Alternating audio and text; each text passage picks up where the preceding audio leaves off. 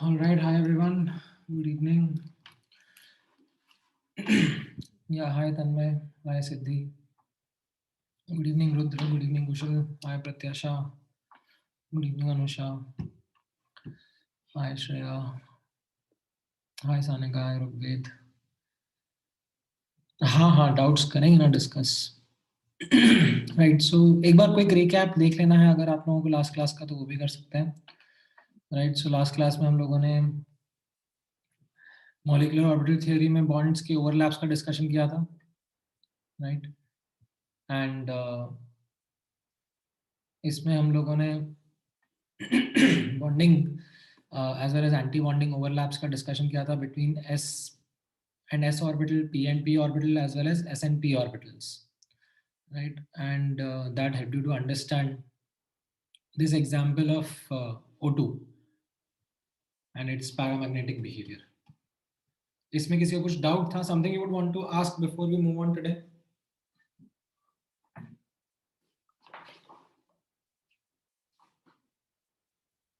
हाँ बोलो साहिल. सर हमने ऑर्बिटल्स का शेप देखे, अभी तक उसमें इलेक्ट्रॉन्स इंट्रोड्यूस नहीं किए हैं ना? नहीं किए थे ना कल लास्ट क्लास में जब हम लोग ऑक्सीजन का कॉन्फ़िगरेशन फिल कर रहे थे, ऑक्सीजन गैस का O2 मॉलिक्यूल का. इसमें ये मैंने आपको फिलिंग ऑफ हाँ इलेक्ट्रॉन. सर, इसमें होमो न्यूक्लियर इसमें किया था, उससे पहले नहीं किया था ना? नहीं, उसके पहले तो हम लोग सिर्फ समझ रहे थे कि किस तरीके से मॉलिक्यूलर ऑर्बिटल्स रहेंगे. Okay sir. हाँ बोलो सुमित. सर वो नीचे जो था कर सकते हैं नीचे.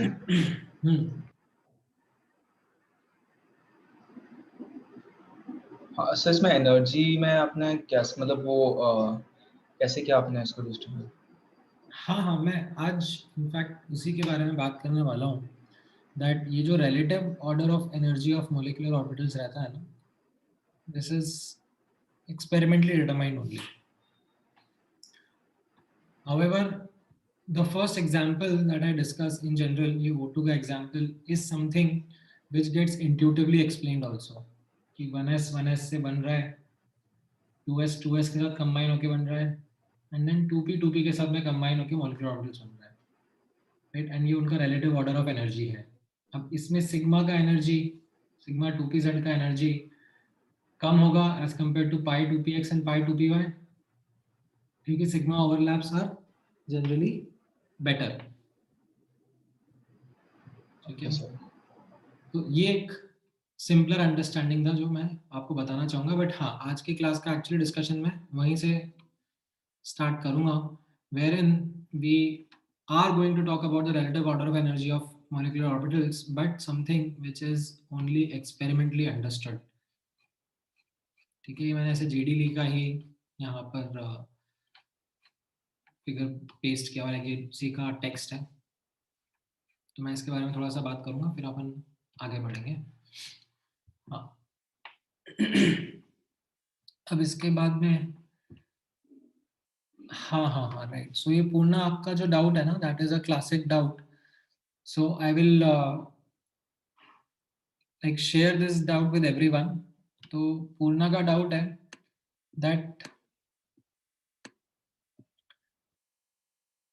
when we studied bonding molecular orbitals and anti-bonding molecular orbitals, we understand that orbitals are interfering constructively and destructively. Now, her doubt is that is it happening at the same time? Are these orbitals or these wave functions interfering simultaneously? Now, ध्यान से सुनना पूर्णा. Linear combination of atomic orbitals is a way of understanding molecular orbitals. Now, when we are trying to understand about molecular orbitals, we come across this understanding that around the nuclei in a molecule, there are many molecular orbitals, and this technique, ठीक है, this is not the only technique, there are other techniques also. This technique, linear combination of atomic orbital, helps us understand these molecular orbitals. Now, how it helps us understand, or what that understanding is, that there are some molecular orbitals which can be understood as the, or which we call as bonding molecular orbitals. They can be understood as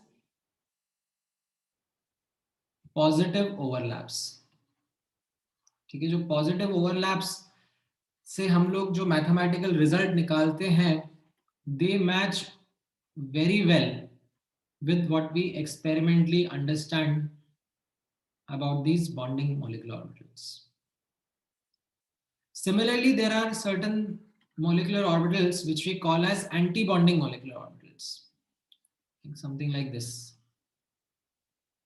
And when we take a negative overlap,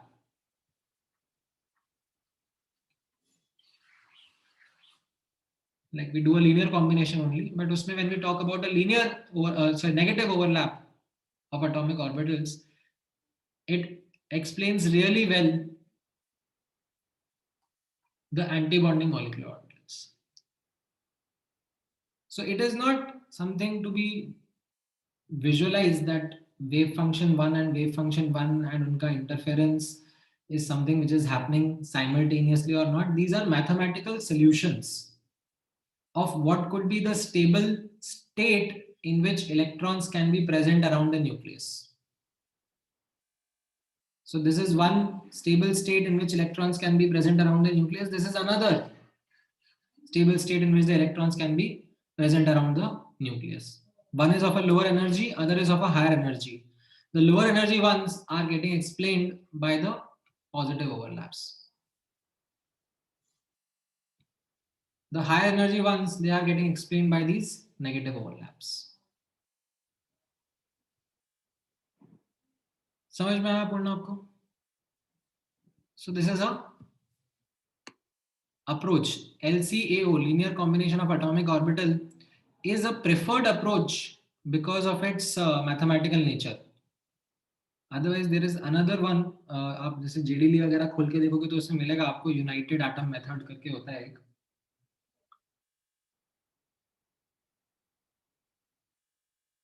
which goes in a different way of how to derive molecular orbitals or understand molecular orbitals. But this LCAO, linear combination of atomic orbitals, is the preferred one.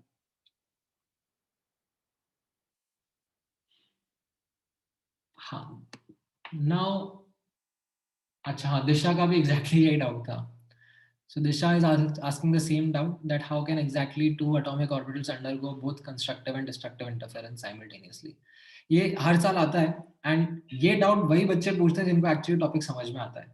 Now I understand at least class में 2 बच्चे तो हैं जिनको ये topic समझ में आ रहा है. Otherwise, this is something which only strikes when you put some effort into understanding this concept.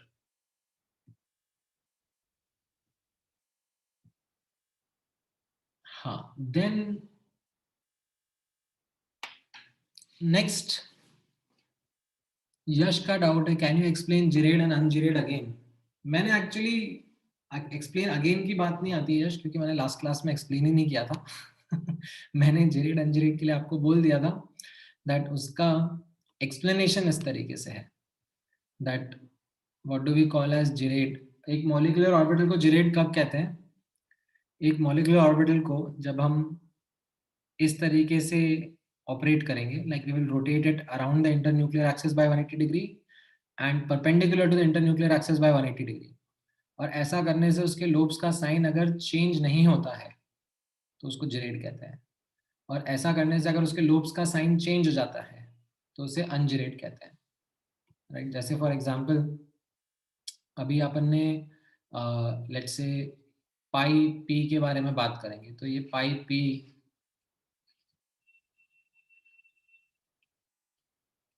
का मॉलिक्यूलर ऑर्बिटल था, ठीक है. तो एक बार इसको अबाउट द इंटरन्यूक्लियर एक्सिस, ठीक है, और एक बार perpendicular to the internuclear axis 180 degree से रोटेट करो, राइट। क्या इसमें लोब्स का साइन चेंज हो रहा है? द आंसर इज नहीं हो रहा है, तो इसको हम लोग क्या बोल रहे हैं? जेड। लाइक इस तरीके से ये डिस्क्राइब करा जाता है। बट मैंने आपको क्या बोला कि इसमें rather than getting into this explanation, like आप ये चीज ध्यान में रख लो, ठीक है। नहीं, एक मिनट, क्या था यहाँ पे? Science, if the sign of the lobes is unchanged, then it is gerade. If the sign of the lobes change, then it is ungerade. एक मिनट, मैंने इसके बारे में, सॉरी, मैंने वो सिग्मा पी का बनाया था, वही मैं सोचूं क्या गड़बड़ हो गई। It was not pi P, it was sigma P. हाँ, तो इसमें रादर देन गेटिंग देयर, मैंने आपको बोला था कि ये आप ध्यान रख लेना, सिग्मा और sigma star like geared ungeared रहेंगे एंड पाई में उल्टा रहेगा, ठीक है।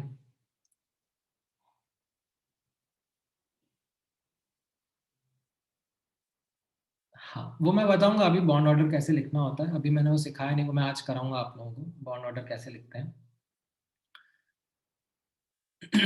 होमोन्यूक्लियर डायटोमिक का भी मैं आपको वही बताने वाला हूँ अभी, like this was partially complete in the last class, we are going to work on it today as well. So इसमें मैंने आप लोगों को बताया था दैट जब हम लेट्स से O2 के मॉलिक्यूलर ऑर्बिटल डायग्राम के बारे में बात कर रहे थे, ठीक, तो O2 का मॉलिक्यूलर ऑर्बिटल डायग्राम कैसा बन रहा था? We had one oxygen atom and other oxygen atom, and उनके ऑर्बिटल्स का हम लोग ओवरलैप करवा रहे थे और उनसे ये मॉलिक्यूलर ऑर्बिटल्स बन रहे थे, ठीक है। Once they are there, then we fill electrons in those orbitals, ठीक है, following the same set of rules as we were talking earlier. अच्छा, now, हाँ बोलो सुमित। सर हाँ, सर इस डायग्राम में जो 2p का सिग्मा है सर, नीचे ब्लू वाले में उसका नीचे और रेड वाले में उसका ऊपर क्यों है? तो यहाँ पर अब आप, वही तो मैंने आपको बताया ना, सिग्मा ओवरलैप और पाई ओवरलैप में कौन सा ओवरलैप अच्छा होता है? सिग्मा। Sigma, right. तो ये दो एटॉमिक ऑर्बिटल्स थे, इनके बीच में सिग्मा ओवरलैप हुआ, तो जो बॉन्डिंग है वो काफी स्टेबल रहेगा और एंटी बॉन्डिंग काफी अनस्टेबल रहेगा, वर्सेस सेम एनर्जी के दो पी ऑर्बिटल्स में पाई ओवरलैप हुआ, तो उसमें बॉन्डिंग और एंटी बॉन्डिंग बनेगा, बट बॉन्डिंग स्टेबल होगा, बट इतना स्टेबल नहीं होगा जितना सिग्मा था, एंड एंटी बॉन्डिंग भी उतना अनस्टेबल नहीं होगा जितना सिग्मा था। तो ये पाई वाले आ गए और ये सिग्मा वाले आ गए, समझ में आया?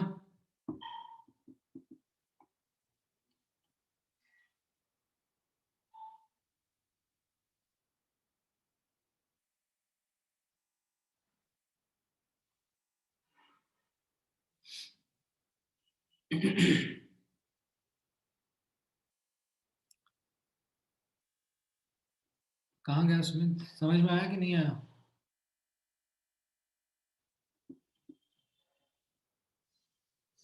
अच्छा, वो मीटिंग से बाहर निकल गया। एनीवेज, यश तुम्हारे क्वेश्चन पे अभी हम आएंगे, थोड़ी देर में रुको। All right, so coming to this part where we talk about the case of two atoms combining to form molecular orbitals. Now इसमें नोटिस करना, the order, ठीक है, the relative order of energy of molecular orbitals, this is something which I said is experimentally determined in simple homonuclear diatomic molecules, ठीक है। क्या क्या example है ये? जैसे मैंने आपको बताया O2 का, F2 का, ठीक है। इनके केस में this is the relative order of energy that we find, sigma 1s, sigma star 1s, sigma 2s, sigma star 2s, then sigma 2px and then sigma star 2px। उसके actually इसने x internuclear axis consider किया हुआ है, otherwise typically हम लोग z consider करते हैं, ठीक है। दिस में it has assumed x to be internuclear axis, तो चाहिए तो अपन इसको z भी बना देते हैं और r केस, क्योंकि हम लोग स्टार्टिंग से इसी चीज की आदत डाले हुए हैं।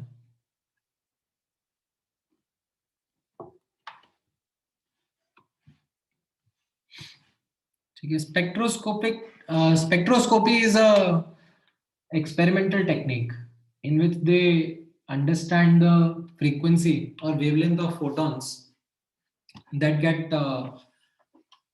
absorbed or emitted, and उससे energy levels का idea लगता है।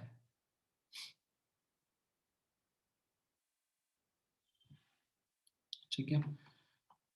अब यही चीज किन एग्जाम्पल्स में है, ठीक है, ये आप ध्यान रखना, this is something for you to remember, ठीक है, प्लीज रिमेंबर दिस, क्योंकि ये एक्सपेरिमेंटली ही समझ में आता है। O2 F2 के केस में तो ये तो relative order of energy of orbitals था, ठीक है।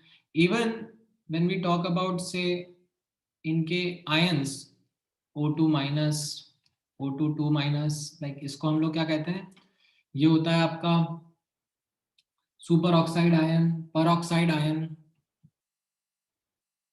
ठीक है। हाँ राइट, यहाँ पे भी सिग्मा स्टार में भी 2pz इनमें, या फिर F2 माइनस O2 प्लस,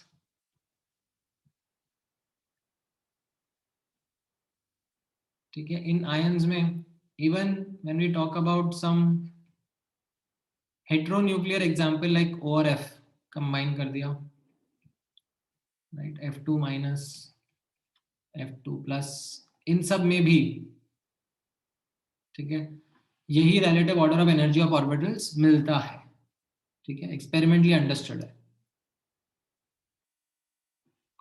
अब नोटिस करना,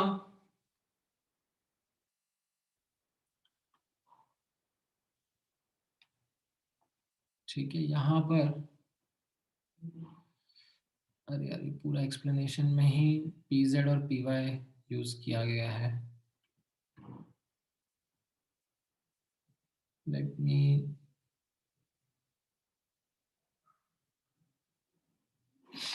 नॉट यूज दिस, ठीक है। In fact if you will excuse me, मैंने ये px py नोटिस नहीं करा इसमें,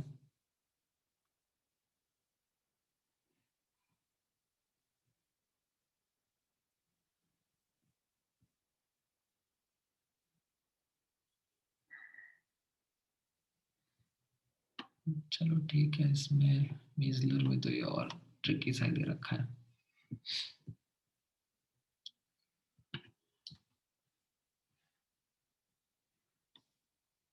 ठीक है। Anyways let's focus on the important aspect. आप लोग वो px py और pz को अकॉर्डिंगली एडजस्ट कर लेना जब आप नोट्स बनाओगे खुद के, ठीक है। अब नोटिस करना that in certain cases,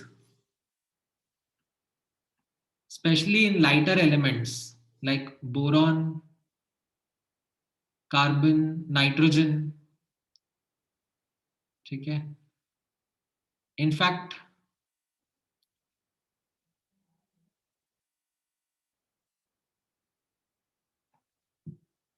यहां पर इन्होंने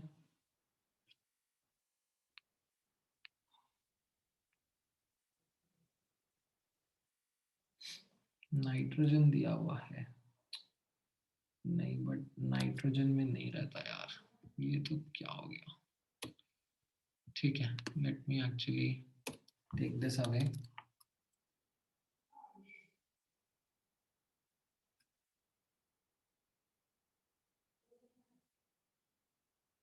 Let me actually use this.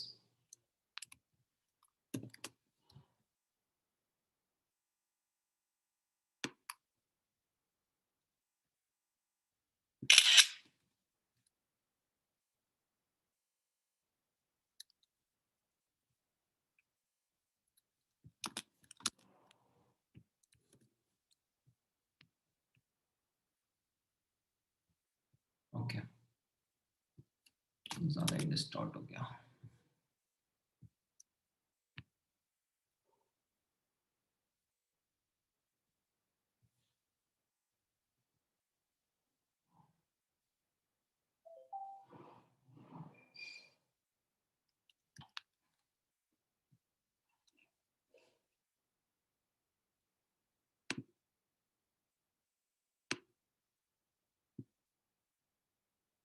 एक मिनट ना guys, give me just one moment. I will.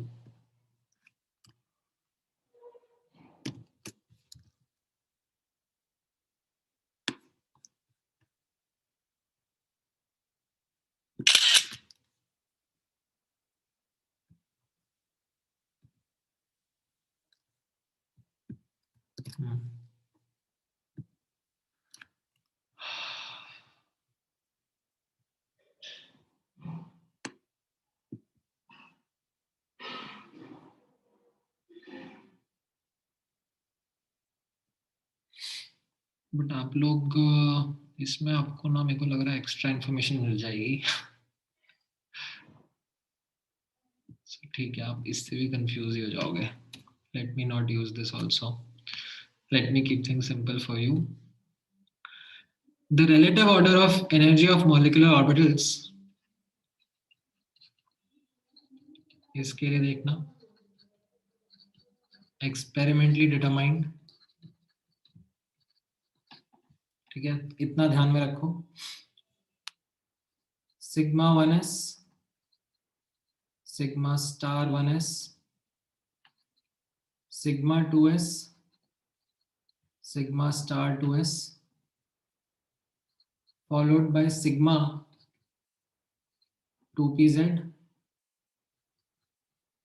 then pi 2px and pi 2py, followed by pi star 2px, pi star 2py, and then sigma star 2pz.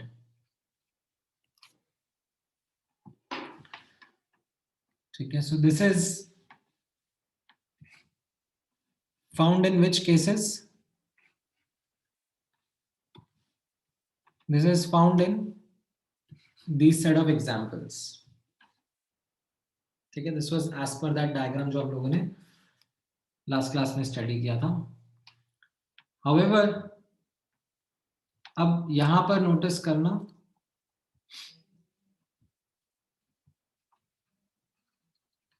in case of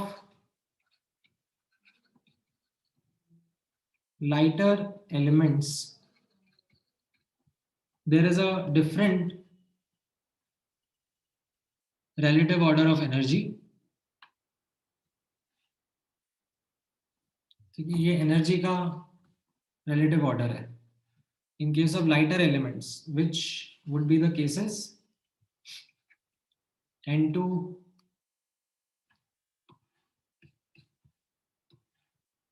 ठीक है, N2 के साथ associated ions, C2, C2 के साथ associated ions, right?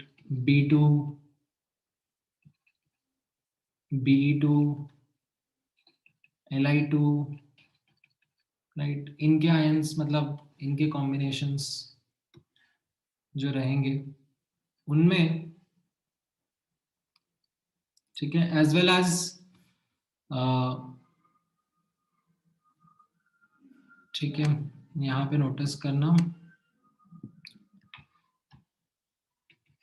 NO, NO plus, CO, NO minus, right, इनके जो combination रहेंगे even hetero डाइन्यूक्लियर atoms. ठीक है, इनके केस में there is a slight change. कैसा है वो चेंज, ऑब्जर्व करना. I'll highlight that change over here. This sigma 2pz is relatively higher in terms of energy as compared to pi 2px and pi 2py. यहाँ पर there is this slight change that happens in the relative order of energy.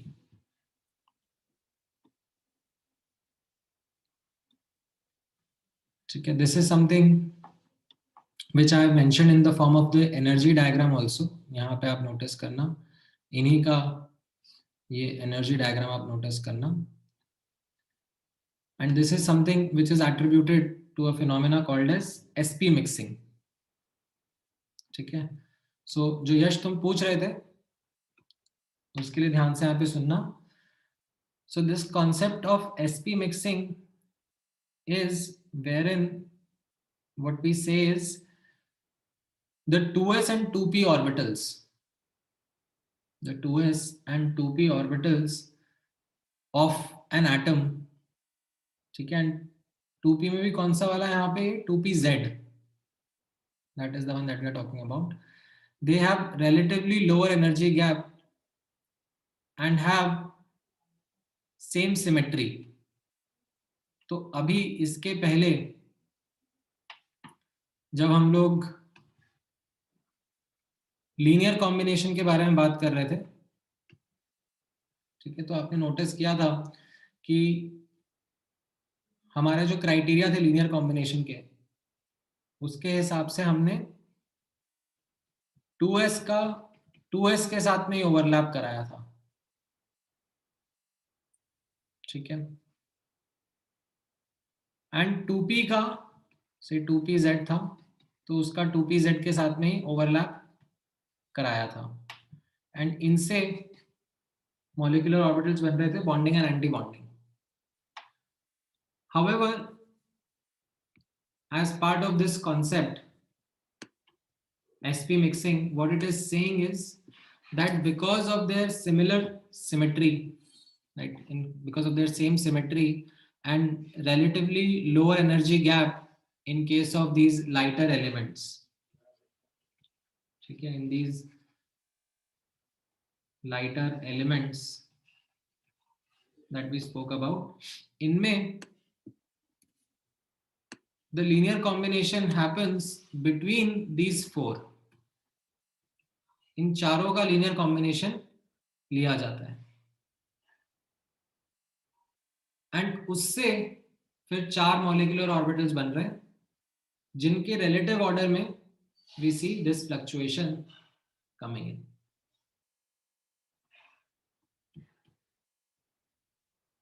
Now, as part of remembering, सबसे important आपके लिए यही रहेगा that you remember this relative order of energy of molecular orbitals. ठीक है. जो हायर एलिमेंट्स है, like higher elements में भी ये एग्जांपल्स O2 F2, ठीक है. Like you might find somewhere in some book कि 14 इलेक्ट्रॉन से ज्यादा अगर है और ये less than equal to 14 electrons के केस में है, ठीक है, तो वो इलेक्ट्रॉन्स वाला मत ध्यान में देना, that's not a correct argument. ठीक है, you might find that somewhere. I would request you to remember these examples. ठीक है, जैसे फॉर एग्जांपल यहाँ पर आप NO- का देख रहे हो, तो NO- में जिसमें भी 15 इलेक्ट्रॉन्स है, नहीं इनफैक्ट NO में ही NO- की भी जरूरत नहीं पड़ी, NO में ही 15 इलेक्ट्रॉन्स हैं, उसमें भी यही कॉन्फ़िगरेशन फॉलो हो रहा है. ठीक है.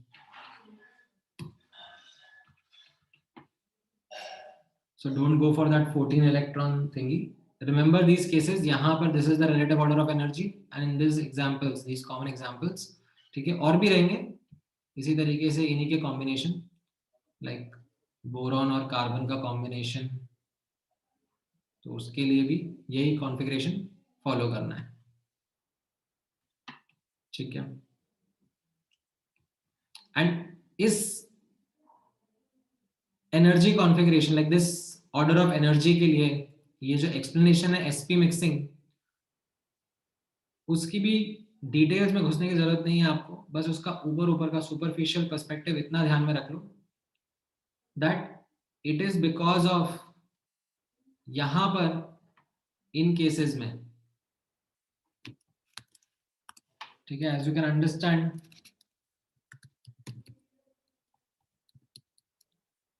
इन higher atomic orbital sorry higher molecular weight वाले केसेस में the relative order of energy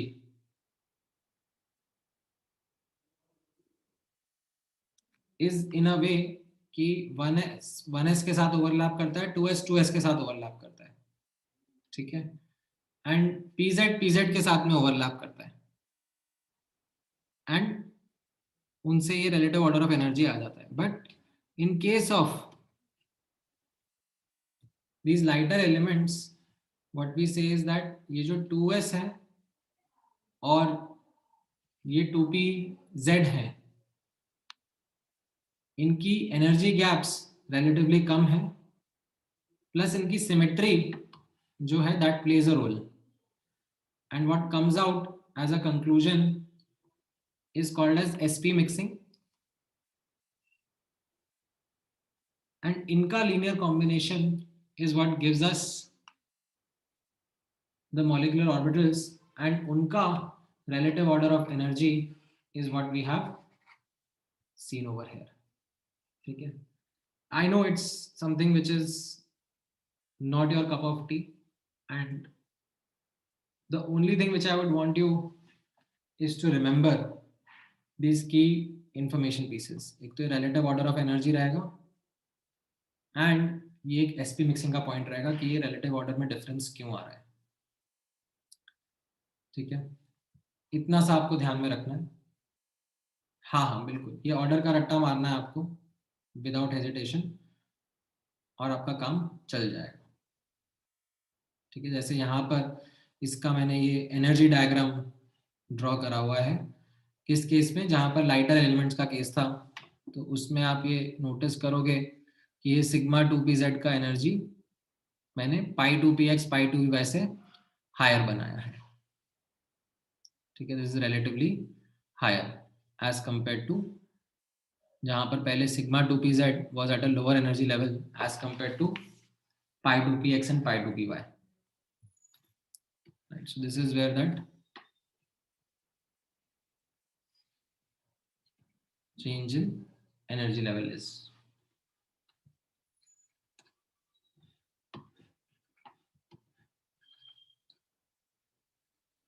Change in relative order.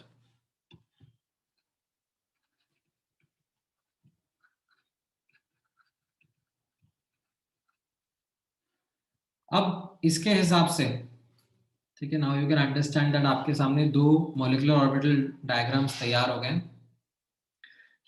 जिनको आप एक एक करके एनालाइज करना शुरू करोगे, and as part of that analysis you will determine two things about these diatomic cases.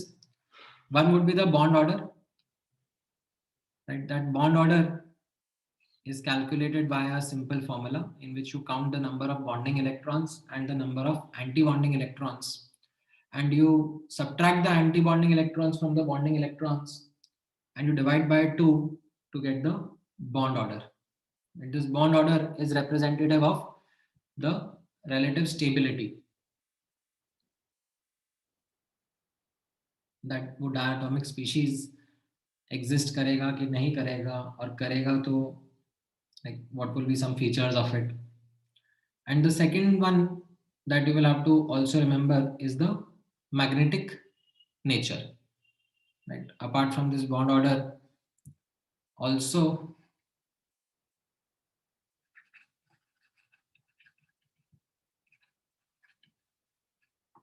magnetic nature पे आप comment करोगे, like if there are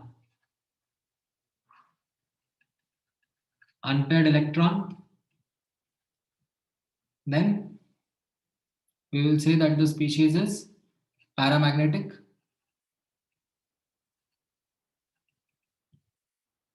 Otherwise it's diamagnetic.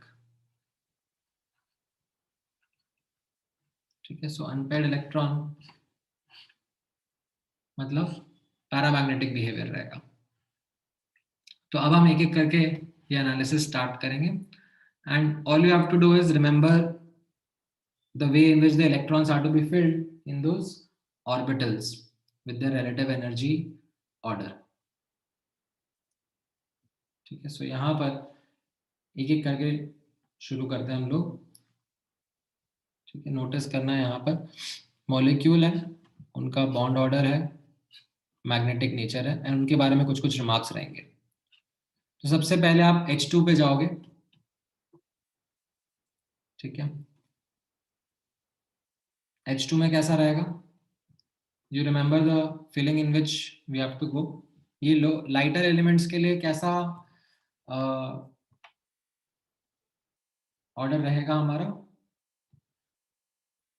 Lighter elements के केस में मैं यहाँ पे ड्रॉ कर देता हूँ।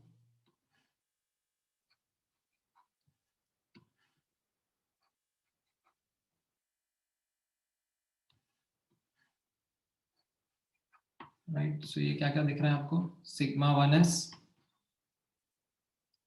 अच्छा, मैंने इनफैक्ट ब्लू पिछली बार इसके लिए यूज किया था ना, बॉन्डिंग के लिए। Sigma 1s, sigma star 1s, this will be sigma 2s। ठीक है, फिर इसके ऊपर क्या रहेगा? Sigma star 2s। देन यहां पर इन लाइटर एलिमेंट्स के लिए कैसा बताया था मैंने आपको? We will have first pi 2px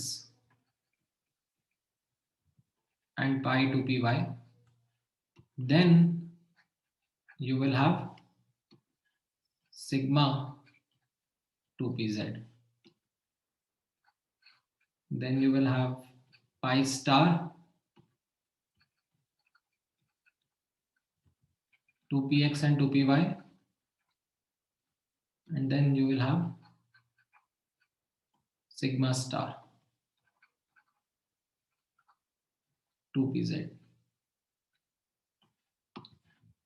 ठीक है, अब इनमें आप इलेक्ट्रॉन्स फिल करना शुरू करो।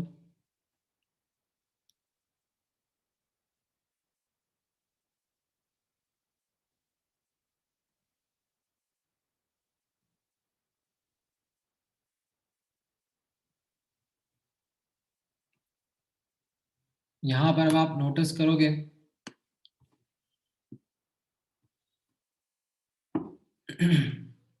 बॉन्ड ऑर्डर हमें डिटरमाइन करना है अगर, तो हम H2 के इलेक्ट्रॉन्स फिल करेंगे। H2 में कितने इलेक्ट्रॉन्स हैं? 2 इलेक्ट्रॉन्स हैं, ये दोनों यहां पर ही फिल हो गए। राइट, तो कितने बॉन्डिंग इलेक्ट्रॉन्स? 2। कितने एंटी बॉन्डिंग इलेक्ट्रॉन्स? 0। तो बॉन्ड ऑर्डर कितना आ गया? 1। What about the magnetic nature? Both are unpaired electrons, sorry both are paired up electrons, तो ये क्या रहेगा? डायमैग्नेटिक। ठीक है,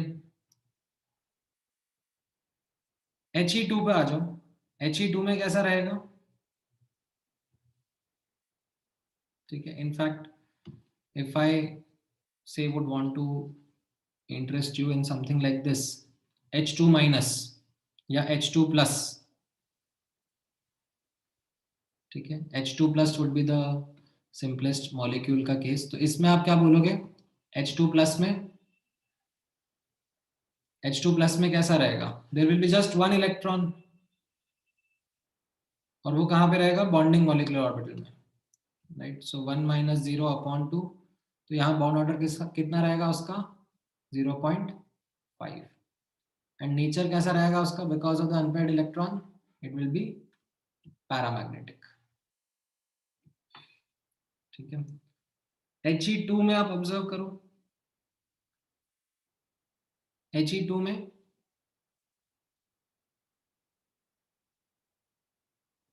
चार इलेक्ट्रॉन्स रहेंगे, कैसे फिलअप होंगे? दो यहाँ पर, फिर दो सिग्मा स्टार 1s में, राइट? तो बॉन्डिंग इलेक्ट्रॉन्स दो हो गए, एंटी बॉन्डिंग इलेक्ट्रॉन्स भी दो हो गए, तो बॉन्ड ऑर्डर आ गया यहाँ पे 0।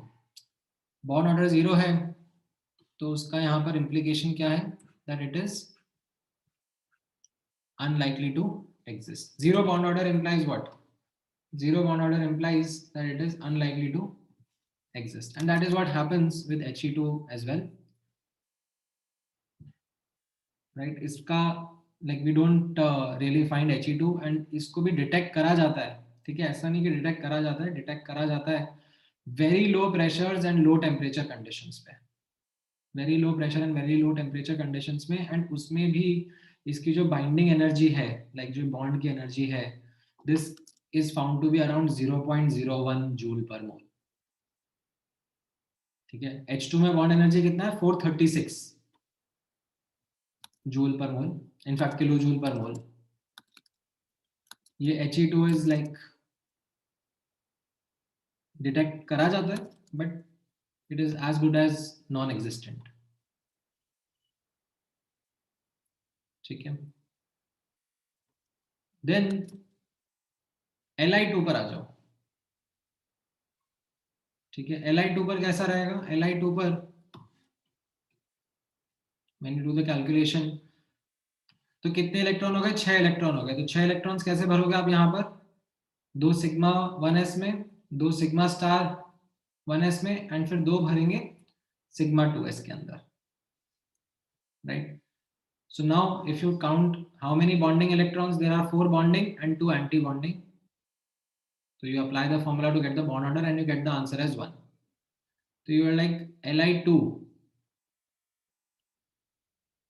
ठीक है? Li2 आपको मिल रहा है, मतलब एज पर molecular orbital theory and magnetic nature भी उसका यहाँ पे डायमैग्नेटिक दिख रहा है।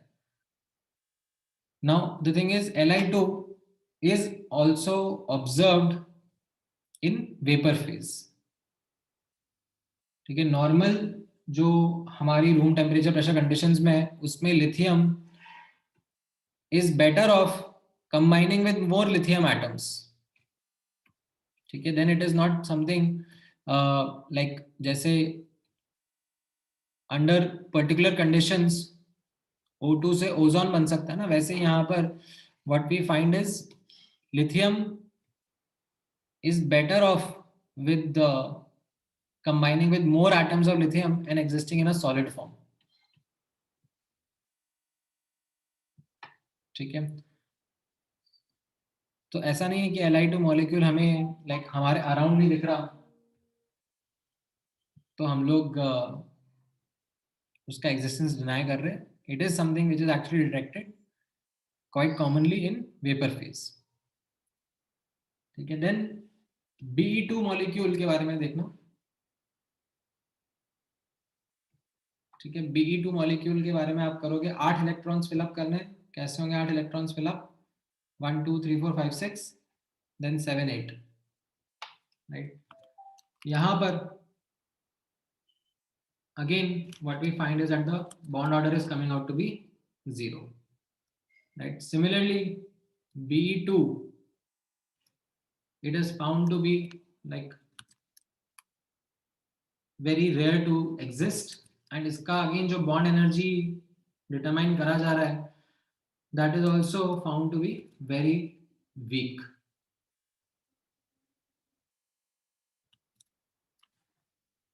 B2 and C2, like इन पे आप आओगे तो B2 में कितना रहेगा? B2 में you can do the counting now. B2 में 10 इलेक्ट्रॉन्स फिलअप कर रहे हैं, तो ये 8 तो हो गए। फिर अब इसके बाद नोटिस करना, ये 9 रहेगा और ये 10 रहेगा, ठीक है? हंट्स रूल फॉलो करना है आपको। ये 8 इलेक्ट्रॉन्स फिलअप हो गए, इसके बाद में ये 9th electron and 10th electron Hund's rule follow करते हुए जाएगा, and that is the reason that this will show a paramagnetic behaviour, ठीक है? तो यहाँ पर जिस तरीके से दिखा आपने, ये पैरामैग्नेटिक बिहेवियर शो कर रहा है। अनपेड इलेक्ट्रॉन्स की प्रेजेंस में। वैसे आप C2 के बारे में सोचना, ठीक है। यहाँ पे C2 का एग्जाम्पल भी इंटरेस्टिंग है, this is also must remember example, ठीक है। This is not carbon quadruple bond carbon, ठीक है। Sometimes students start thinking about this like कि क्वाड्रुपल बॉन्ड वाला केस आ गया C2, बट C2 ऐसा नहीं है। C2 के केस में अभी कितने 12 इलेक्ट्रॉन्स फिलअप करने हैं, तो ये 1 2 3 4 5 6 7 8 9 10 देन 11 एंड 12, ठीक है। तो यहाँ पर आपको बॉन्ड ऑर्डर 2 मिलेगा, like when you calculate the bonding anti bonding electrons and do the calculation, bond order 2 मिलेगा, अनपेयर्ड इलेक्ट्रॉन्स नहीं मिलेंगे, तो ये डायमैग्नेटिक मिलेगा आपको। हाउएवर यहाँ पर जो इंटरेस्टिंग चीज देखने के लिए है, नोटिस करना फॉर C2, ठीक है। ओके, तो C2 इज फाउंड, ठीक है, C2 molecule is found but in gas phase, and this is somewhere around like if you would want to take an experimental anecdote, around 3000 degree centigrade या उसके ऊपर के temperature के आसपास ही मिलता है, ठीक है। So it is not something which is found readily. And इसमें यहां पर नोटिस करना, it has got 2 pi bonds, no sigma bonds. Like in fact VBT में हम लोगों ने ये पढ़ा था कि you know sigma bond exist करेगा बट पाई बॉन्ड एग्जिस्ट नहीं करेगा स्टैंड अलोन मैनर में, बट यहां पर you can see that there are 2 stand alone pi bonds between 2 carbon atoms, ठीक है। यश, जो तुम कह रहे हो that is for C2 minus. Let's say if I ask you about C2 minus, जो कार्बाइड आयन होता है, कैल्शियम कार्बाइड में आपको देखा होगा, आई थिंक ये ion is something which you would have come across, ठीक है।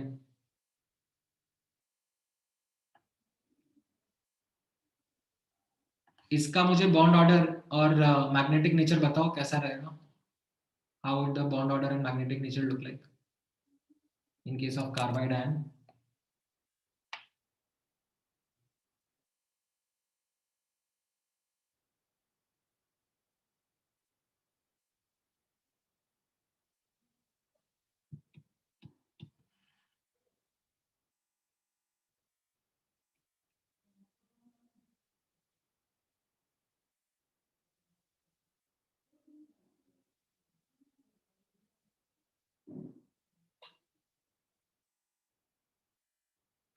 करेक्ट, बॉन्ड ऑर्डर 3 आ रहा है एंड डायमैग्नेटिक बिहेवियर आ रहा है। यहाँ पे आप C2 माइनस का आपको निकालना है, तो C2 माइनस मतलब कितना हो गया 14 इलेक्ट्रॉन्स, राइट। ये 14 इलेक्ट्रॉन्स आपको फिलअप करने हैं, तो यहाँ पर आपने 12 कर दिए, उसके बाद ये 13 और ये 14 आ जाएगा, ठीक है। इस तरीके से आ जाएंगे।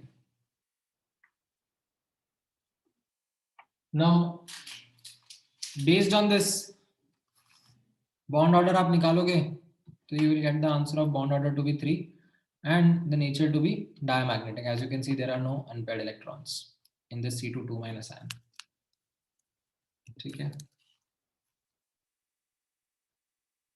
In fact, to give you some experimental anecdote from a book,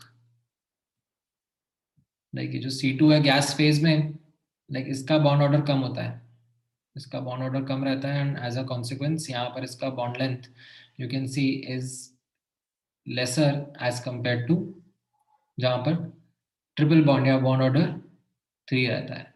like ये C2 माइनस में भी 3 है एंड ये एसिटाइलिन में भी बॉन्ड ऑर्डर 3 रहता है, ठीक है। सो दे हैव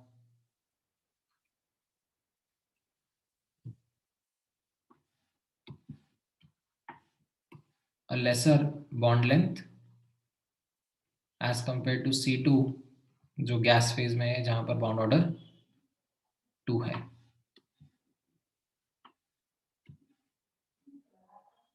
ठीक है।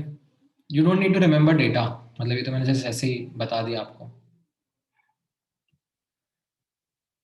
हाँ, तो तन्मय का क्वेश्चन है that how is it possible to have two pi bonds and no sigma bonds? तो तन्मय आपका डाउट एकदम सही है. Same goes for you, Yash, as well. That it is not something that we see in general, right? We don't see. That is the reason, like हम लोग जब carbon के बारे में नोटिस करते हैं, तो कार्बन इन से डायमंड या चारकोल या graphite, it tends to form sigma bonds, right? This isn't a stable allotrope which we commonly find around us, because two pi bonds without any sigma bond is not something which will be a more stable configuration. Like और carbon atoms आएंगे इसके पास में, तो they will tend to then form sigma bonds together. This is just in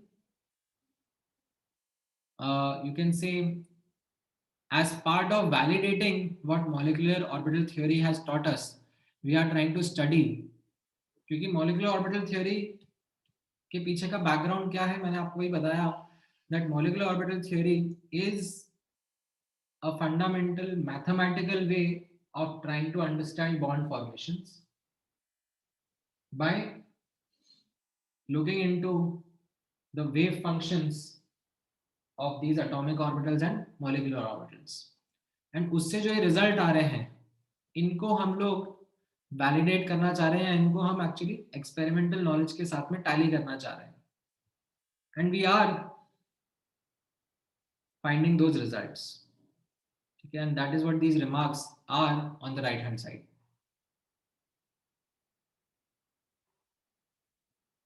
हाँ, so MOT में जैसे अभी कैसा है, मैंने आपको बताया, अभी हम लोग क्या डायटोमिक केसेस का ही डिस्कशन कर रहे हैं. ठीक है, जब हम लोग तो अभी नहीं करते हैं, बट जब मल्टी एटॉमिक मॉलिक्यूल्स में जाते हैं, ठीक है, जैसे फॉर एग्जांपल O3 का भी केस अगर डिस्कस करते होते हैं, तो आपको मैंने जैसे बताया कि O3 में तो हमने VBT से कैसे समझा bond order 1.5 by introducing the concept of resonance. ठीक है, ये हमने VBT से प्लस रेजोनेंस के कॉन्सेप्ट से समझा. बट जब मॉलिक्यूलर ऑर्बिटल थ्योरी से O3 पढ़ा जाता है, वी डोंट यूज रेजोनेंस. ठीक है, उसमें ऑटोमेटिकली 3 एटम्स और 3 एटम्स के एटॉमिक ऑर्बिटल्स के लीनियर कॉम्बिनेशन से जो मॉलिक्यूलर ऑर्बिटल्स बन रहे हैं, उनको समझा जाता है एंड उनसे ये अपने आप कंक्लूड होता है. Like there is no concept of resonance that is used in molecular orbital theory. So that way molecular orbital theory is a more advanced version. However, it is highly mathematical in nature, and that is where, like, we as part of studying the basics don't get into much depth of molecular orbital theory and stick to the concept of VBT, the concept of resonance and all, when we are understanding these basics. ठीक है, अच्छा वो यहाँ पे मैंने लिखा भी हुआ है. ठीक है, now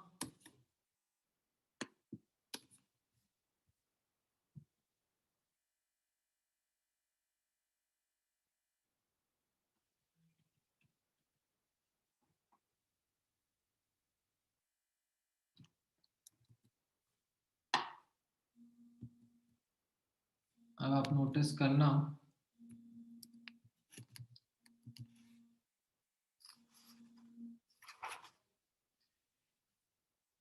अगर मैं N2 के बारे में, चलो ठीक है, आप लोग ही ट्राई करो. लाइक फटाफट मुझे ये कॉलम इन मॉलिक्यूल्स का फटाफट भर के दिखा दो. ठीक है, एंड इसमें डू रिमेंबर द डायग्राम. ठीक है, रिलेटिव ऑर्डर ऑफ एनर्जी. कैसा कैसा है। O2 और F2 में अलग relative order of energy use करना है versus N2 CN CO CO CN minus NO NO minus NO plus में कौन सा एनर्जी लेवल यूज करना है जिसमें sp मिक्सिंग हो रही थी। ठीक है, तो मुझे ये रिजल्ट्स निकाल के दिखा दो फटाफट फटाफट। In the mean time let me take some of the doubts that you guys have. हाँ, एक एक करके लेते हैं। साईराम का डाउट है, in the exam do we tell what to use VBT और MOT। बहुत ही आपका सही डाउट है साईराम। तो ध्यान रखना, एग्जाम में कहीं पर भी डायटोमिक केसेस आ रहे हैं MOT यूज करो। ठीक है, कहीं पर भी 3 आइटम्स या उससे ज्यादा का केस आ रहा है VBT यूज करो। ठीक है, for example let's say I ask you the bond order of NO minus या NO प्लस, तो आपको MOT यूज करना है। If I ask you the bond order of NOT minus NO2 minus, तो चुपचाप VBT एंड रेजोनेंस का concept use करना।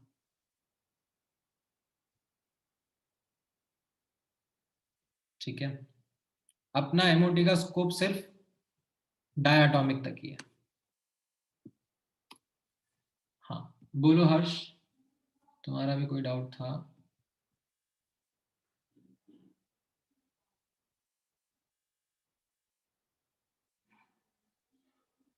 अच्छा, यही डाउट था क्या तुम्हारा भी? अच्छा, C2 में था, क्या था डाउट?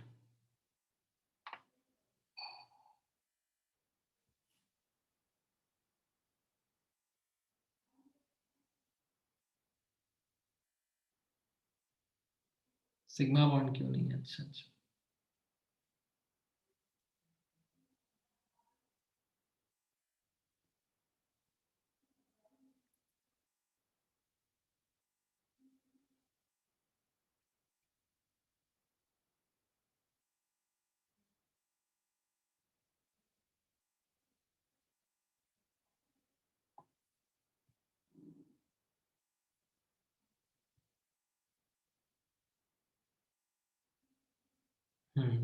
बेरिलियम के बारे में मैं आपको यही बता रहा था दैट Li2 डिटेक्ट होता है, ठीक है, वेपर फेज में।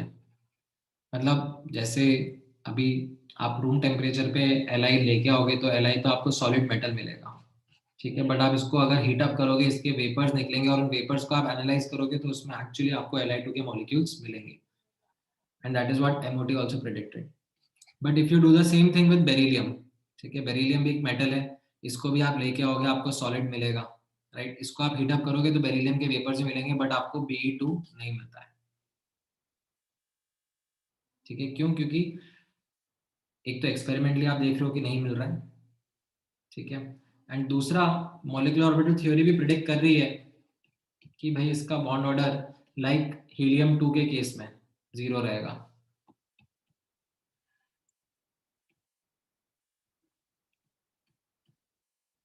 ठीक है,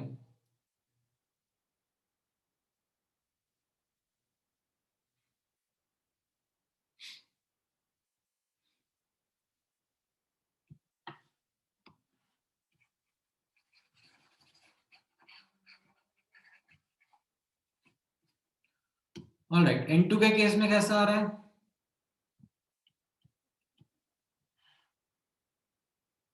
Bond order is coming out to be 3 and magnetic nature is coming out to be diamagnetic। ठीक है, क्यों? क्योंकि इसमें आप यही वाला relative order of filling of orbitals use कर रहे हो ना, तो ये 14 इलेक्ट्रॉन्स फिलअप हो रहे हैं इसमें इस तरीके से 1 2 3 4 5 6 7 8 9 10 11 12 13 14, राइट। ये N2 में भी यही यूज करना है। ठीक है, तो you have bond order of 3, but O2 में कौन सा यूज करना है?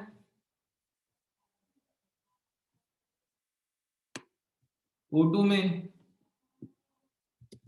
you will have to use O2 and F2 के केस में जैसा मैंने आपको बताया था, राइट। इसमें अभी थोड़ा सा चेंज कर देना,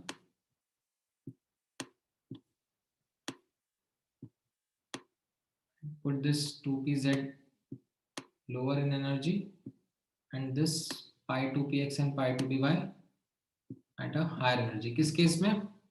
इन दोनों के केस में, O2 और F2 के केस में, right. And then you fill up these electrons. तो अब इसमें कैसा हो जाएगा? अब इसके बाद में आप फिल करोगे, ये 14 इलेक्ट्रॉन्स हो गए, फिर ये 15 और ये 16. तो O2 में अब आपका बॉन्ड ऑर्डर आप देखोगे 2 आएगा और मैग्नेटिक कैरेक्टर पैरा आएगा. F2 में अब आप फिल करोगे तो ये 17 और ये 18th इलेक्ट्रॉन होगा, तो बॉन्ड ऑर्डर 1 आ जाएगा और ये डायमैग्नेटिक आ जाएगा. समझ में आया प्रत्याशा आपको? आपने बीच में गलत आंसर दिया था.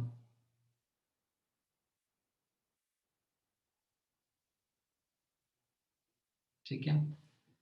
Cn minus CO NO NO minus NO plus, इसमें वही ओल्डर वाला ही फॉलो करना है. ठीक है. इनमें you follow the same one जो हम लोग थोड़ी देर पहले डिस्कस कर रहे थे.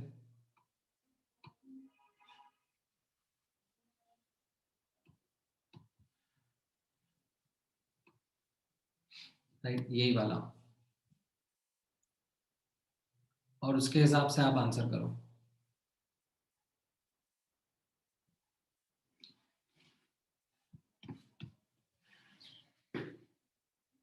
मैग्नेटिक बिहेवियर के लिए देखो आपको ड्रॉ करना पड़ेगा ना, कि पेयर्ड अप है कि अनपेयर्ड इलेक्ट्रॉन्स, वो देखना पड़ेगा. जैसे चलो आप इनके केसेस में भी वापस से मैं या तो बना देता हूँ. ठीक है, let me copy paste this over here again.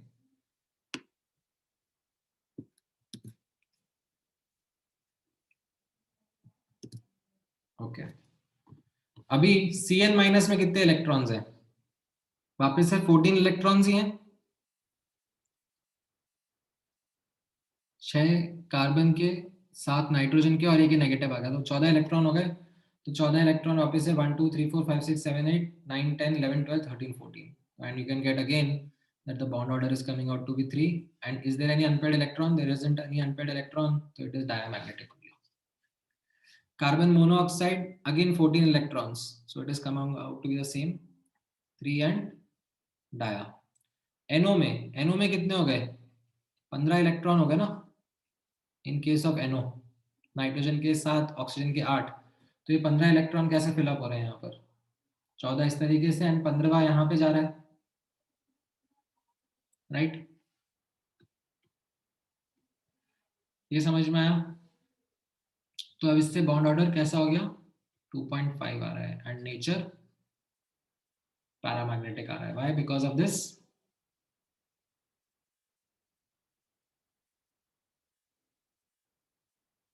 Unpaired electron. NO minus में 16 इलेक्ट्रॉन हो जाएगा.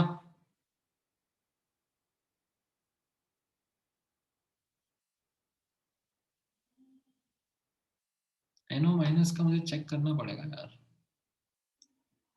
Is NO minus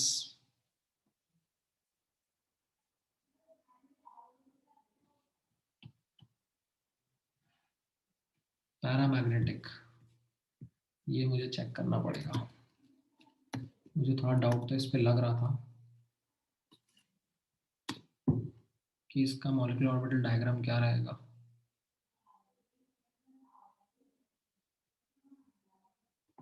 NO minus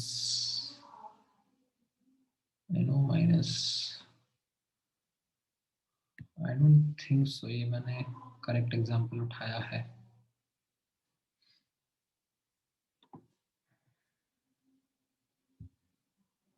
NO और NO प्लस तो ठीक है, NO minus I don't think so.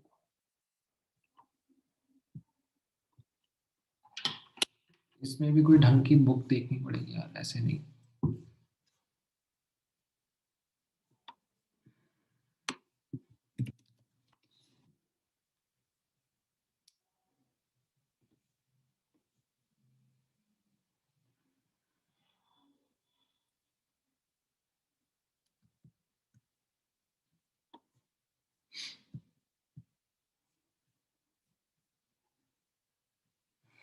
मैं वही देखना चाह रहा हूँ यश कि NO माइनस ऑक्सोएजेनाइड, क्या नाम है इसका, ऑक्सोएजेनाइड, नाइट्रोक्साइल आयन, नाइट्रिक ऑक्साइड आयन, कीटोमाइड, बाप रे।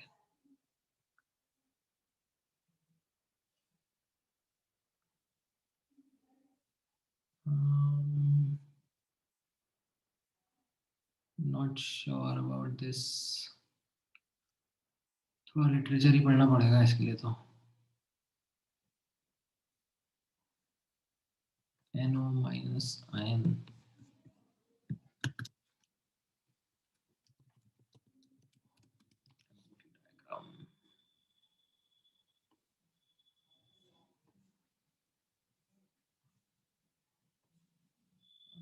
थिंक, नहीं तुम लोग गूगल मत करो, तुम लोग बहुत कचरा इकट्ठा करते हो गूगल से,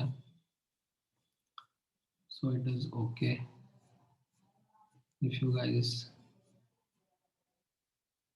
skip that. All right.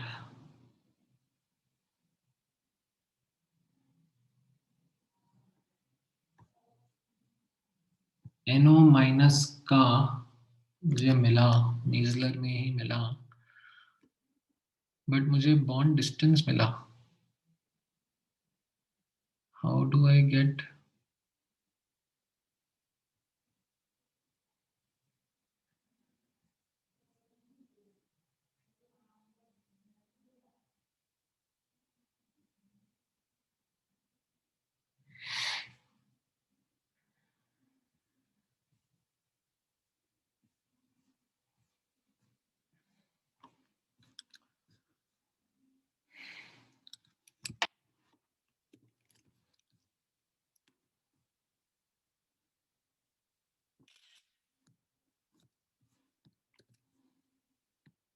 NO minus का, सो NO प्लस का हम लोगों ने लाइक ये वैलेंस इलेक्ट्रॉन्स हैं, टोटल इलेक्ट्रॉन्स नहीं है, just the valence electrons that talking about. तो NO प्लस में बॉन्ड ऑर्डर 3 था एंड करस्पॉन्डिंगली बॉन्ड लेंथ इतना था, NO में 2.5 था,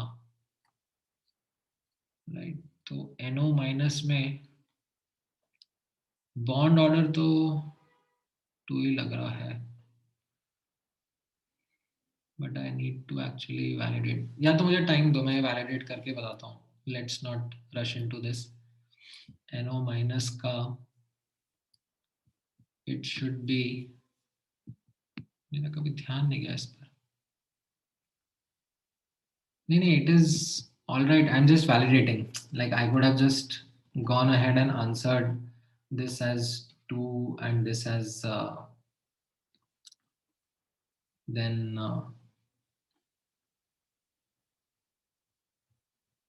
para, but I am just wondering कि इसको मैं एक बार वैलिडेट कर लेता हूँ। NO प्लस तो ठीक है, NO plus is confirm 3 and dia, ठीक है। ये नाइट्रोसोनियम आयन तो खैर काफी कॉमन है। NO plus, ये NO minus is something which I'll double check for you and get back.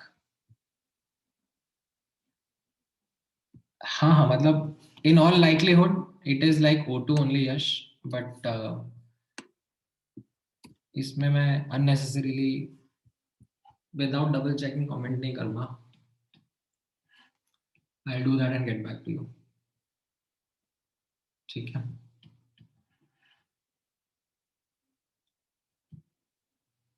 हाँ नहीं होता है, मतलब इसमें छोटी छोटी चीजों में लाइक गड़बड़ आ जाती है, लाइक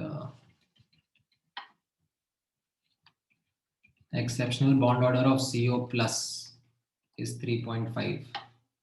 अब मत पूछना मुझसे कि ये कैसे आ रहा है, बस ध्यान में रख लेना, ठीक है। अब CO प्लस का निकालने जाओगे तो you might predict 2.5 but it comes out to be 3.5। तो वो एक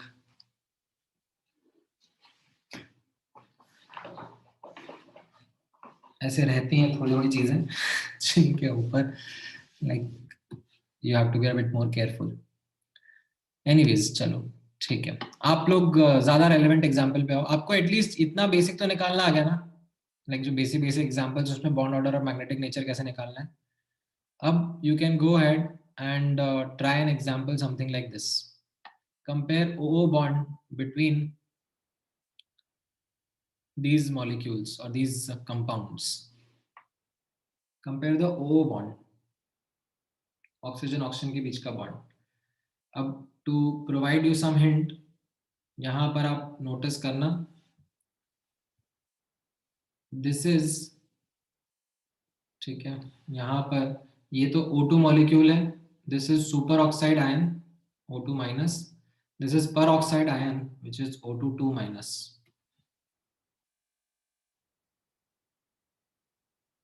ठीक है, and this is O2 plus ion.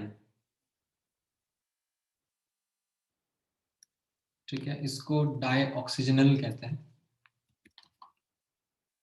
Die ऑक्सीजनल, this is called as superoxide ion, this is called as a peroxide ion. इनमें कंपेयर देयर आर्सेनिक, देखो ना arsenic की 5 valency होती है, 5 वैलेंस इलेक्ट्रॉन्स होते हैं, तो AsF5 तो नॉर्मल रहेगा और F माइनस के साथ डेटिव बॉन्ड बना सकता है ना।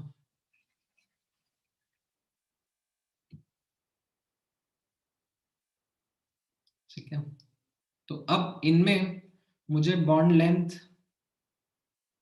और magnetic nature, bond order, bond length और मैग्नेटिक नेचर,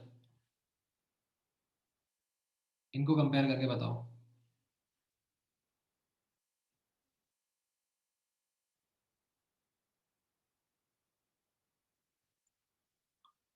फटाफट फटाफट।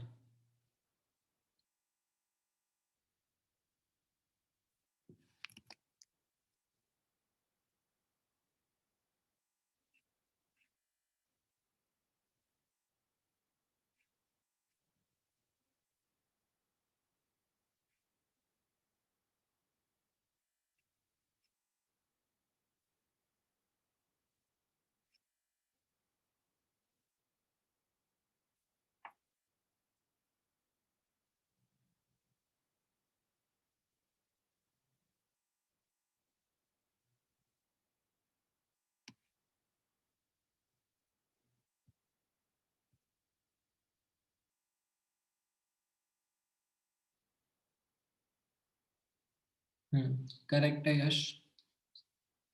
बाकी और कोई भी तो आंसर दो, समझ में आ रहा है कि नहीं आ रहा है, थोड़ा पता पड़ेगा मुझे।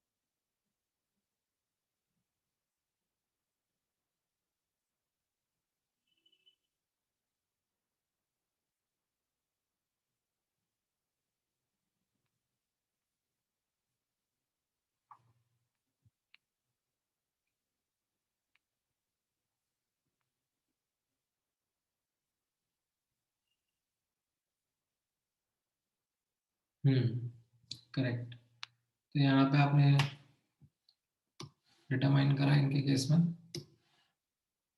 बॉन्ड ऑर्डर, यहाँ पे 2.5 आ रहा है, यहाँ पे 2, यहाँ पर दिस इज 1.5,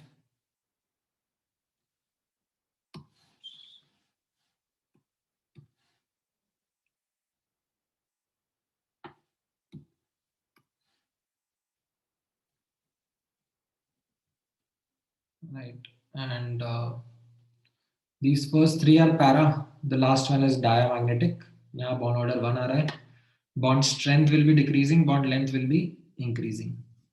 ठीक है, ऑलराइट, चलो compare stability of H2, H2 plus and H2 minus, इसका बताओ। बताओ ना हर्ष, इसमें क्या नहीं समझ में आया, कहाँ अटक गए?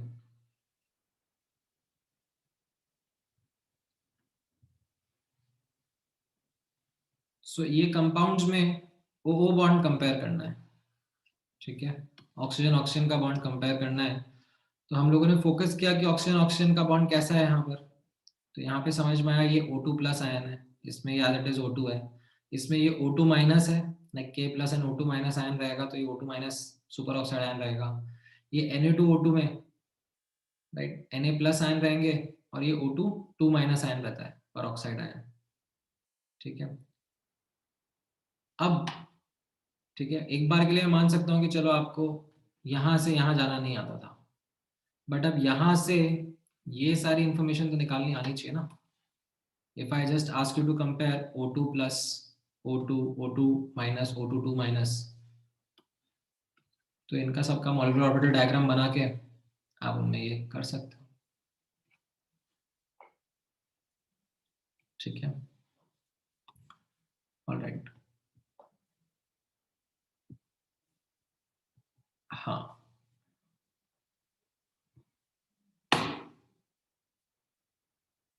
right, H2 will be more stable, but H plus or H, as in H2 plus or H2 minus में which will be more stable?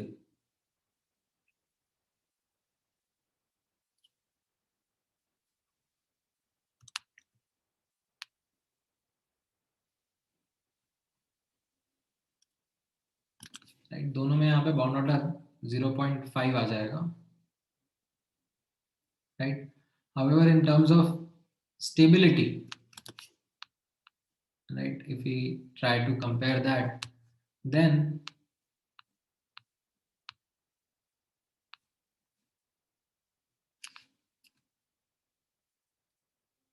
we understand that H2 plus is relatively more stable. अभी H2 minus में bond order same है, but it has got more anti-bonding electrons.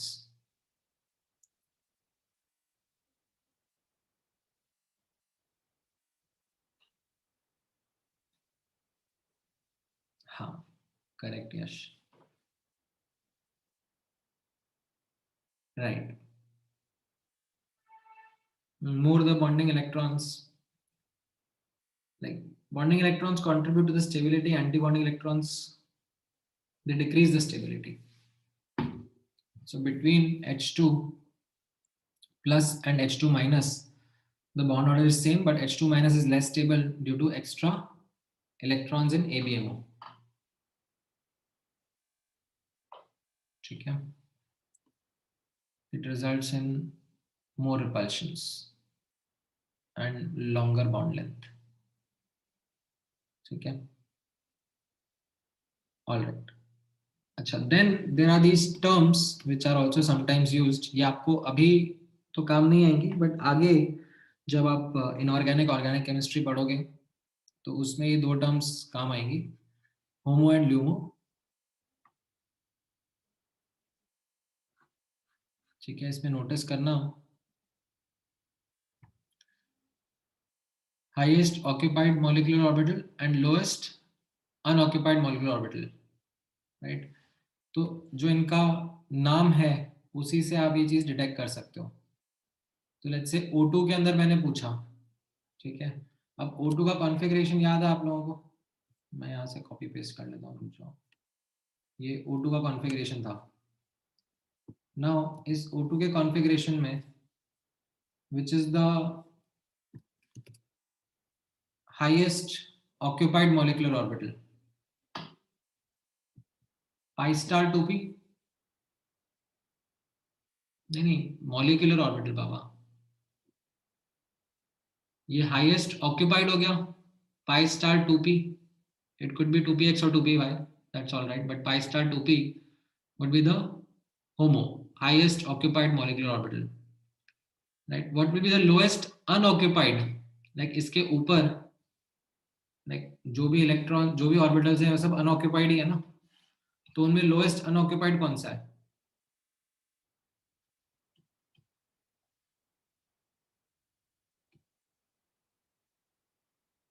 Sigma star 2p, correct. तो ये इसके होमो and LUMO हो गए। ठीक है, ये टर्म्स आप ध्यान में रखना, बिकॉज ये टर्म्स आगे यूज होंगे, काम आएंगे, क्योंकि जब बाद में आप मॉलिक्यूल्स के इंटरेक्शन के बारे में बात करोगे तो मॉलिक्यूल्स के ये जो ऑर्बिटल्स रहेंगे, they will actually participate in bond formation ना।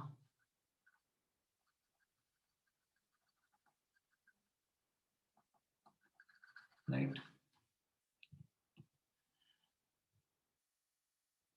हाँ, नहीं नहीं, हाफ फिल्ड रहेगा तब भी मतलब उसको हम लोग ऑक्यूपाइड ही बोलेंगे। ऑक्यूपाइड मतलब इलेक्ट्रॉन होना चाहिए। ठीक है, it's not about half filled और फुल फिल्ड। ठीक है, सो ये आपका मॉलिक्यूलर ऑर्बिटल थ्योरी का पार्ट था, which was theory wise you can say a bit tricky, tedious, but in terms of questions, in terms of problem solving, इसमें बस ऐसे ही टाइप के क्वेश्चंस पूछे जाते हैं। बॉन्ड ऑर्डर निकाल दो, बॉन्ड लेंथ कंपेयर कर लो, स्टेबिलिटी कंपेयर कर दो, मैग्नेटिक नेचर बता दो। तो that way it becomes a very very scoring chapter. ठीक है, अच्छा, मैंने यहाँ पे स्टार रब कर दिया, माय बैड। इसको मैं पूरा ढंग से लिख देता हूँ। Late me actually remove this much. इतना क्या क्या था यहाँ पे? होमो was pi star 2p and LUMO was sigma star 2p। ठीक है, नहीं, हाईएस्ट ऑक्यूपाइड देखो ना आप, यहाँ पर ये सब जो है ये ऑक्यूपाइड मॉलिक्यूलर ऑर्बिटल्स है, तो इसमें हाईएस्ट कौन सा है? Pi star. इसके ऊपर सब अनऑक्यूपाइड होंगे, तो उनमें लोएस्ट कौन सा है? ये सिग्मा स्टार 2p। ठीक है, हाँ, एनर्जी के टर्म्स में ये like this is all in terms of energy, highest lowest. ठीक है, हाँ, so as I was saying कि आप इसके जब क्वेश्चंस देखोगे बुकलेट में, यू विल अंडरस्टैंड कि काफी सिंपल स्ट्रेट फॉरवर्ड ही क्वेश्चंस है। Don't have to struggle a lot है, this is fairly easy and fairly scoring, and इस पे क्वेश्चंस डेफिनेटली बनते हैं। ठीक है, अच्छा, अब हमारा लास्ट पार्ट है चैप्टर का, so we should be done with this chapter soon enough, maybe in the next class. ये छोटा सा ही पार्ट रहेगा आयनिक बॉन्डिंग का। ठीक है, तो एक बार क्विक रन थ्रू कर लेते हैं, we have some 15 minutes with us. So ionic bonding का इस चैप्टर में जो हम डिस्कशन कर रहे हैं, तो काफी लिमिटेड सा डिस्कशन है। It will not be as extensive as what we did for covalent bonding. It will be pretty simple. तो यहाँ पर एक एक करके आयनिक बॉन्डिंग के बारे में हम लोग कुछ एस्पेक्ट्स समझ लेते हैं। Conditions for forming of ionic bond, like this is something which is what you would have studied long back in your junior classes also. Metal, non-metal, so which is now something that you can understand that high delta En between combining atoms hota hai. One of the atoms should have low ionization energy and another one should have high electron affinity. And then there is another property associated or as a condition of formation of ionic bonds, which is this high lattice energy. Now what is this lattice energy, या lattice enthalpy भी बोलते हैं इसको। तो ये नया चीज है आपके लिए, इसको ध्यान से समझना आयनिक कंपाउंड्स के लिए। तो it is similar to bond energy, जैसा कोवेलेंट कंपाउंड्स में हम लोग बॉन्ड एनर्जी के बारे में बात करते हैं, वैसे ही हम लोग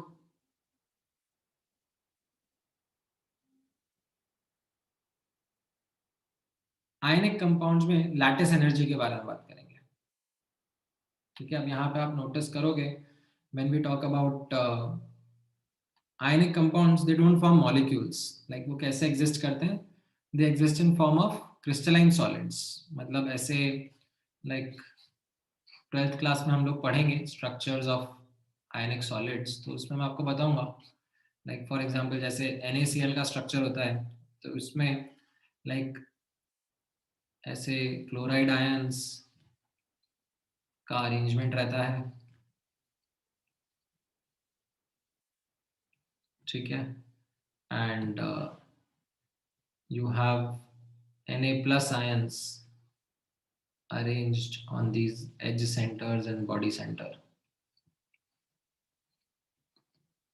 right? and इस तरीके से ये पूरा यूनिट सेल बोलते हैं इसको, आप रेप्लिकेट कर दो, कॉपी पेस्ट कर दो ऊपर नीचे आगे पीछे, तो पूरा NaCl का क्रिस्टल बन जाता है।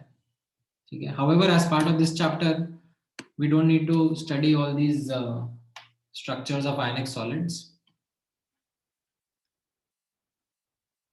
ठीक है, what we understand is, हाँ ठीक है, कि आयनिक सॉलिड्स का क्रिस्टल स्ट्रक्चर होता है। लाइक क्रिस्टल स्ट्रक्चर मतलब regular pattern of arrangement of cations and anions. अब इसी के साथ में एसोसिएट है what we call as lattice energy. ठीक है, सो लैटिस एनर्जी का टेक्निकल डेफिनेशन आप नोटिस करोगे यहाँ पर। What is the technical definition of lattice energy? Lattice energy is the amount of energy released when 1 mole of ionic solid is formed from its constituent gaseous ions, right? So for example मुझे MgCl2 का lattice energy का description लिखना है, तो 1 mole of MgCl2 forming from its constituent gaseous ions, that is Mg2 plus and Cl minus, like 2Cl minus लिखना पड़ेगा stoichiometry का ध्यान रखते हुए। तो इसमें इस प्रोसेस में जो एनर्जी एक्सचेंज हुआ, ठीक है, उसको हम लोग लैटिस एनर्जी या लैटिस एंथैल्पी बोल रहे हैं।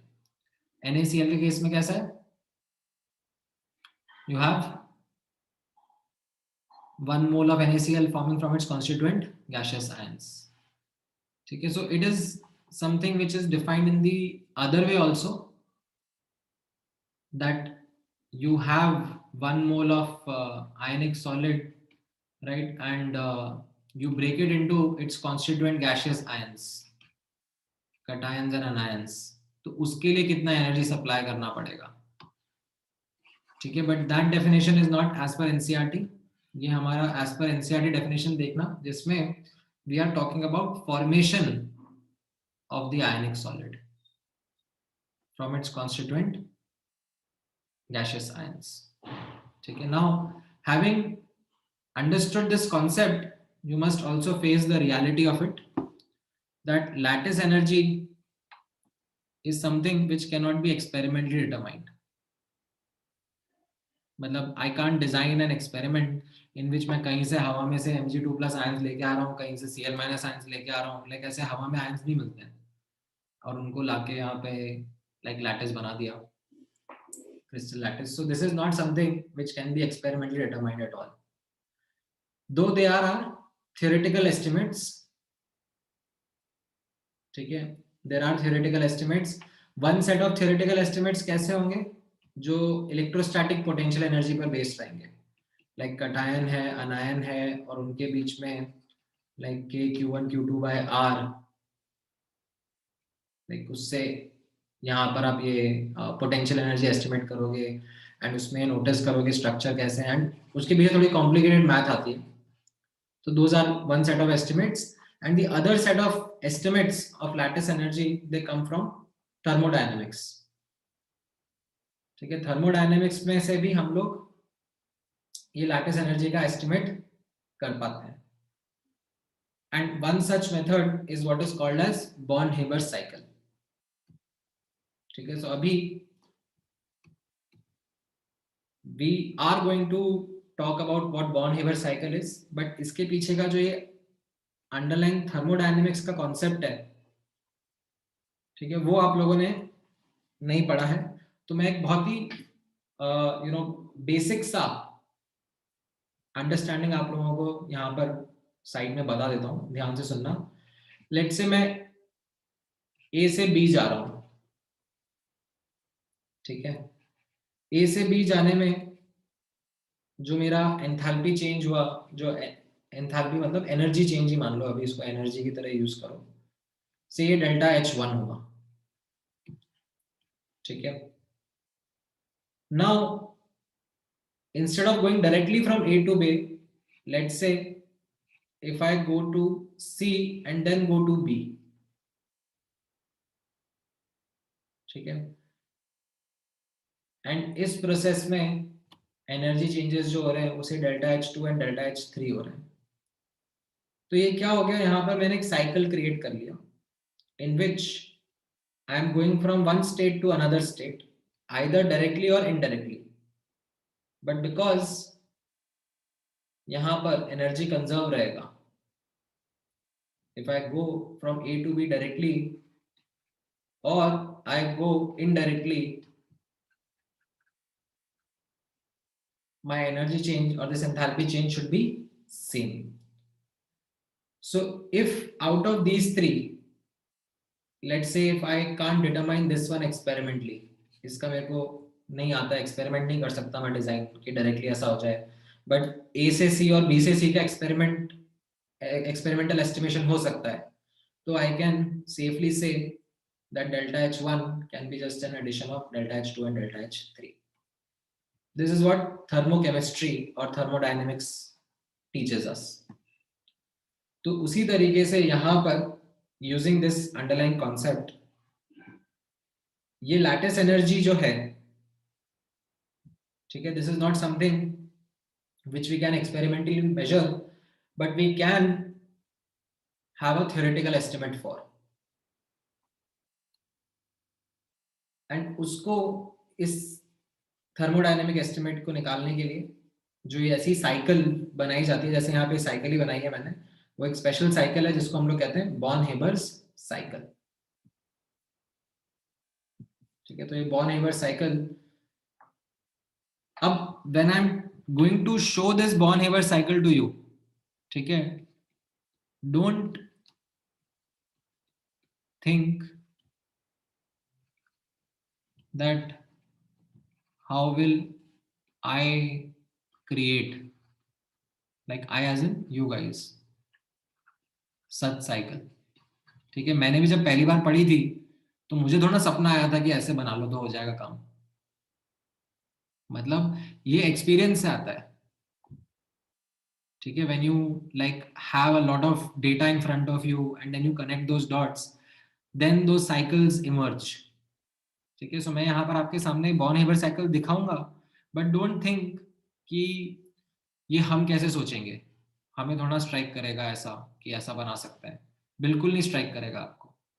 तो right now you don't have to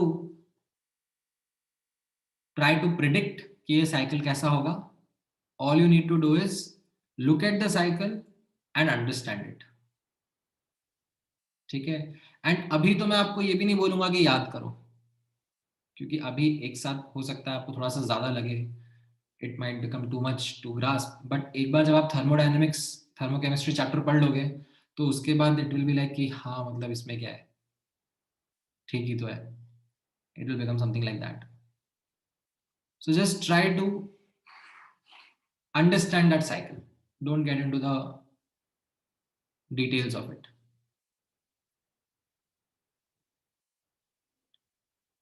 So this is an example of Born-Haber cycle to determine the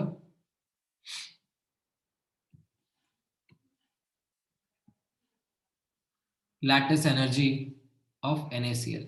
तो इसमें कैसा है, हम लोग यहाँ पे देखना, ये मेरा A है, ठीक है, ये मेरा B है, ठीक है, और ये सब मेरे C's हैं, ठीक है, जो ये मैंने यहाँ पे ऊपर ही एनालॉजी बनाई थी A to B but going via C,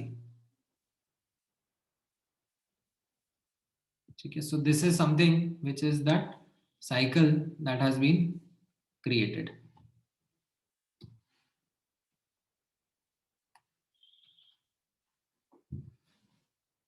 वैसे तो खैर टाइम बचा नहीं है अभी आप लोगों के पास में, like I would need some time to go through this cycle. तो चलो ठीक है, इसको यहीं से नेक्स्ट क्लास में कंटिन्यू करेंगे।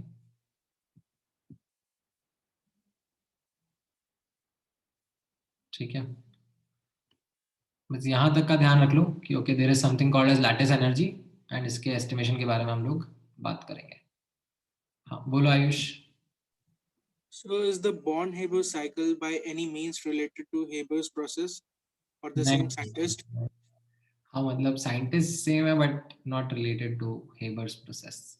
Okay, okay, sir. I was just thinking. हाँ हाँ ठीक है, यहीं से स्टार्ट करेंगे बॉर्न हेबर साइकिल से। चलो ऑलराइट, एनीथिंग एल्स, किसी को और कोई डाउट पूछना है?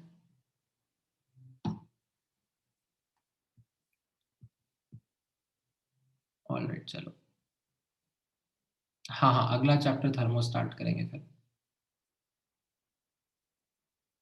गैशियस स्टेट का हाँ इस वीक में आपका नहीं हो पाएगा, इस वीक एक्चुअली मुझे like Friday Saturday Sunday I have to be somewhere. Next week में जहाँ से अपना छूट गया वहीं से रिज्यूम करेंगे गैशियस स्टेट का। ठीक है, in the mean time I will share these homework questions with you. ठीक है, पुराना भी आपका बचा हुआ है और नया भी आपको करना है। अभी थोड़ा मॉलिक्यूलर ऑर्बिटल थ्योरी के क्वेश्चंस प्रैक्टिस कराऊंगा, you will find it very simple to agree as in get a grip on. ठीक है, हाँ चलो take care guys, good night.